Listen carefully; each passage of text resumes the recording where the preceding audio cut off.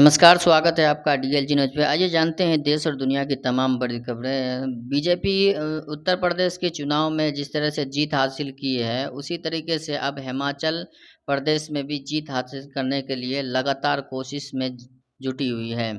हम आपको बता दें कि दिसंबर में और सितंबर और दिसंबर में होने वाले इलेक्शन को लेकर के बहुत ही ताज़ा तरीन बैठक किया गया है, जिसमें बताया जा रहा है कि बैठक में सबसे ज़्यादा केंद्र मंत्रालय का जितने भी मंत्री हैं वो सब भागदौड़ संभालेंगे और मोदी सरकार अगले 2 महीने के अंदर 40 रैलियां करने वाले हैं। यानी कि मोदी जी खुद उसमें शामिल होने वाले हैं। इस इलेक्शन में भागदौड़ सबसे ज़्यादा जेपी नड्डा के ऊपर है, क्योंकि जेपी नड्डा के ऊपर ही बीजेपी एडवर्टाइजिंग के लिए जितने भी पैसे खर्च करते हैं वो सब डिसाइड जेपी नड्डा ही करता है। और इसमें सबसे ज़्यादा होल्डिंग्स लगाने का काम, टीवी पे एडवर्टाइज़ करने का काम, रेडियो पे एडवर्टाइज़ करने का काम या जो भी पैसे ये करने का काम जो भी है वो सभी जेपी नड्डा के अंडर में ही आता है। अब देखना यह है कि मोदी जी 40 रैली करने वाले हैं, उसमें से कितने रैलियों में कितने आदमी होते हैं। पिछले रैली में तो यूपी में लगभग बाहर से, मध्य प्रदेश से, उत्तर प्रदेश से मंगाए गए सारे लोगों को पकड़ पकड़ के लाए गए थे और उसमें आपने देखा होगा कि उसे किराया भी नहीं दिया था बस का, और कई लोगों ने तो खाना तक जो नाश्ता तक उन लोगों को नहीं मिला था और इंतज़ार में बैठे-बैठे रात से सुबह हो गई थी। अगली बड़ी खबर आ रही है स्विस बैंक को लेकर। स्विस बैंक ने 2 लाख से अधिक खाता धारकों का, इंडियन जो पॉलिटिशियन लीडर है और जो भी बिजनेसमैन है बड़े-बड़े, वो 2 लाख से अधिक खाता का इंफॉर्मेशन मोदी सरकार को दिया है, जिसमें बताया जा रहा है कि इन सभी के ऊपर सितंबर से लेके दिसंबर तक जो है ना, इन सभी के ऊपर एक्शन लिया जाएगा और बुला के पूछा जाएगा कि जिन लोगों का इसमें स्विस बैंक में खाता है वो लोग टैक्स भरे हैं या नहीं।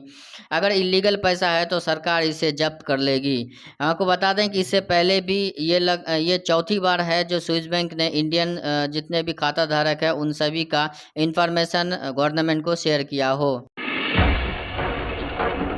तेलंगाना के चीफ मिनिस्टर केसीआर ने जब से पार्टी का नाम बदल के रखा है तब से लेके अब तक पार्टियों में होड़ लगी हुई है। हम आपको बता दें कि जिस तरह से इलेक्शन लड़ने के लिए 2023 में तेलंगाना में इलेक्शन है, ये राज्यों में 3 पार्टियां लड़ेगी, जिसमें कि कांग्रेस एक है, केसीआर एक है और बीजेपी। इन तीनों में अब देखना यह है कि जीतता कौन है, क्योंकि अब जो तेलंगाना में है, अब बताया जा रहा है कि लगभग 2 करोड़ से अधिक ऐसे वोटर आईडी कार्ड है जो जाली है, यानी नकली वोटर आईडी कार्ड है जो डबल डबल वोट डालते हैं। तो केंद्र सरकार इसके पर बहुत ही सख्त हो गया है। अगर तेलंगाना में आपका वोटर आईडी कार्ड है तो सख्त हो जाइए, क्योंकि उससे आधार कार्ड से लिंक कराना, बहुत ही जल्द लिंक करा लीजिए, नहीं तो आपको 10,000 का फाइन पड़ सकता है, इंडियन गवर्नमेंट का कहना है। अगली बड़ी खबर आ रही है भारतीय रिजर्व बैंक को लेकर के। रिजर्व बैंक ने जो भी एफडी जो कराते हैं, यानी अपना फिक्स डिपॉजिट कराते हैं, उनके ऊपर इंटरेस्ट रेट बहुत ही ज़्यादा कर दिया है, यानी 7 पॉइंट से लेकर 7.8 तक कर दिया गया है उन सभी को। यानी सालाना 10,000 से आपको 7,000 से लेके 8,000 तक आपको मिल सकता है फिक्स डिपॉजिट पे। वहीं दूसरी तरफ जो स्मॉल फाइनेंस है, आपको फाइन केयर, वो बैंक लगभग 9% से लेके 10% दे रहा है।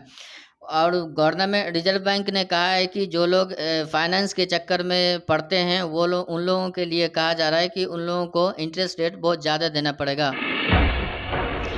अगली बड़ी खबर आ रही है रिजर्व बैंक से ही। रिजर्व बैंक ने 2 बैंकों को बंद करने का आदेश दिया था, जिसमें कि एक आईडीबीआई बैंक है और दूसरा बैंक है इंडियन। आईडीबीआई बैंक तो पहले ही बंद होने के कगार पे पहुंच गया है। दूसरा इंडियन बैंक है, जो इंडियन बैंक को बताया जा रहा है कि लगभग उसके फाइनेंस में बहुत ही ज़्यादा गिरावट आ चुकी है। जो लोग फाइनेंस लिए हैं इंडियन बैंक से, वो पैसे लौटा नहीं पा रहे हैं, उसकी वजह से राइट ऑफ हो गया है कई लोन, जिसकी वजह से रिकवर करने के लिए। और यूनियन बैंक में भी कई राइट ऑफ हो गया है उनका फाइनेंस। जो लोग फाइनेंस लिए हैं वो लोग पैसे वापस नहीं करने की वजह से कई लोन राइट ऑफ हो गया है। तो इन सभी को आदेश जो है रिजर्व बैंक ने दिया है कि जल्दी से जल्दी खाता का अपना वाई खाता बताएं, नहीं तो इन तीनों बैंकों को बंद करने का आदेश देना पड़ेगा।